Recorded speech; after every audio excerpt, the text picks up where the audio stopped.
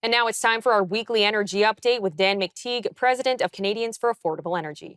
Thank you very much, Teresa. Well, we're heading towards not only the long weekend, the first of summer, but the beginning of the summer demand driving season.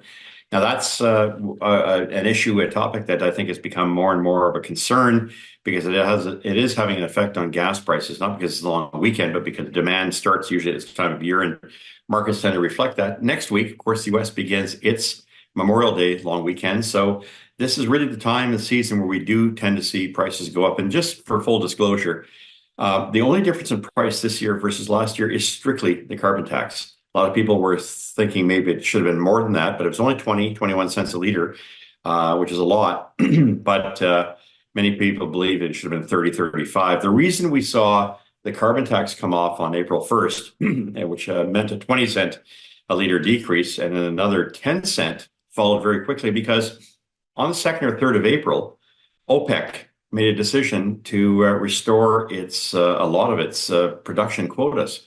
So that caused oil to tumble, and with it, the price of gasoline. So we saw not a 20, but a 30 cent decrease, which of course was eventually eaten up or restored, if you will, by the fact that on the 15th of April, as we talked about here, Teresa, we switched from winter to summer gasoline. That's 6 cents a liter.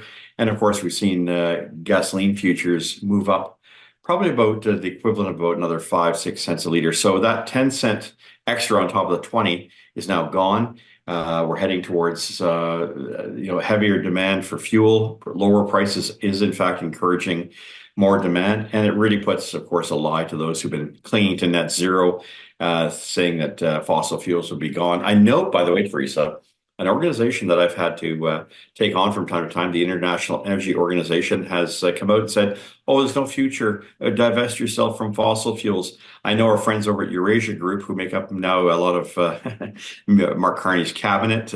Last interview I did with Evan Solomon was on that very topic, and I always knew that the International Energy Agency, which is supported by OECD countries and the G7 and others, has a tendency to try to overestimate the green climate nonsense, while at the same time walking away from their fundamental responsibility to ensure energy security. And they failed miserably when it came to oil and gas, because they obviously didn't anticipate what was going to happen, and may have a lot to do with what took place in Europe with energy being where they walked away from making their own oil and gas and natural gas production in favor of getting it from Russia. And of course, that hasn't turned out very well.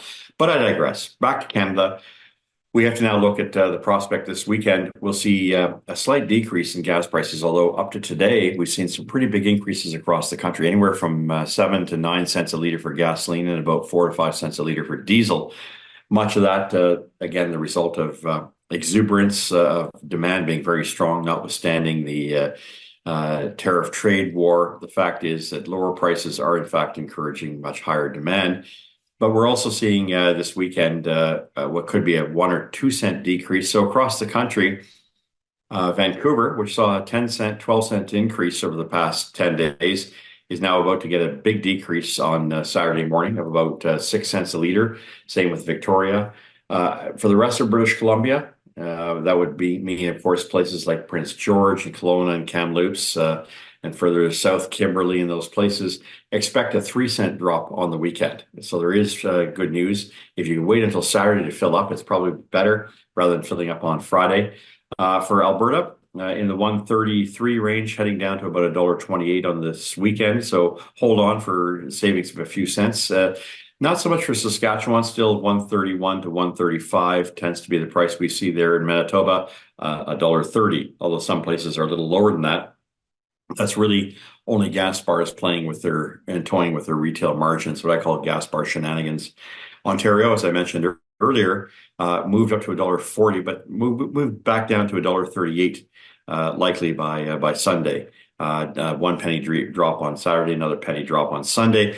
And of course, like Quebec, which follows at $1.63 because they still have the carbon tax and higher taxes, what we're going to see is a bit of a decrease, especially on the retail margins. If you can wait until 6 p.m. every single day in major cities across Canada to buy your fuel, you're going to save a lot of money, not weekly, not monthly, but yearly.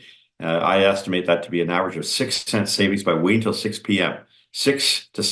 Wait till six to save six should be the new slogan. Um, that could mean an average fill-up savings a week of as much as $4 or $5 multiplied by 50 weeks. That's $200. So there's some solid advice here that I'm willing to give here and share in news forum to ensure that people know that these predictions aren't just done because we can wrap numbers off. It's because we actually understand how gasoline pricing and the impact it has on affordability and people's ability to make ends meet. And by the way, Teresa, I know that we haven't talked about this a long time. This is a little report that I wrote back in 1998. I chaired it. It was the Liberal Committee on Gasoline Pricing when I was a member of Parliament. That goes to show you how long I've been at this. It's not something I've developed overnight. And gas price predictions just a little bit before that, in 1996. So we're about 30 years in predicting gas prices. We tend to think on average we're pretty accurate, but accuracy aside, predictions aside, never buy your gasoline until 6 p.m. Finally, the Maritimes saw a pretty big increase, 7 to 9 cents a liter.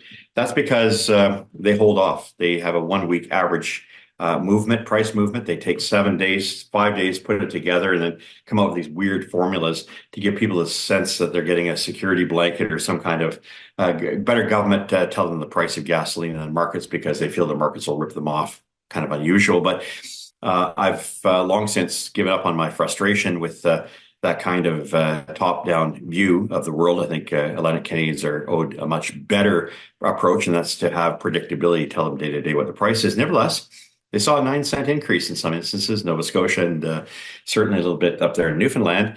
And so this morning, this might be the end of those such increases. At least next week, I'm anticipating we'll see about a 2 or 3 cent a liter decrease for Atlantic Canada, especially on the diesel side. Now, diesel this time of year tends to fall because it's no longer used as a proxy for heating oil. Temperatures are going up. And of course, this time of year, the real factors are, can refineries keep up with demand? And of course, do we also have a situation where we see the Canadian dollar having an impact? And we also know full well that hurricanes and other disruptions can force prices to go back up. So, Teresa, what we'll be watching for the next couple of weeks? Prices as they go up technically during the summer and then come right back down as they will come September 15th. In the meantime, a lot of gas price predictions to come, so stay tuned, and I look forward to updating you again this time next week. Thanks, Teresa.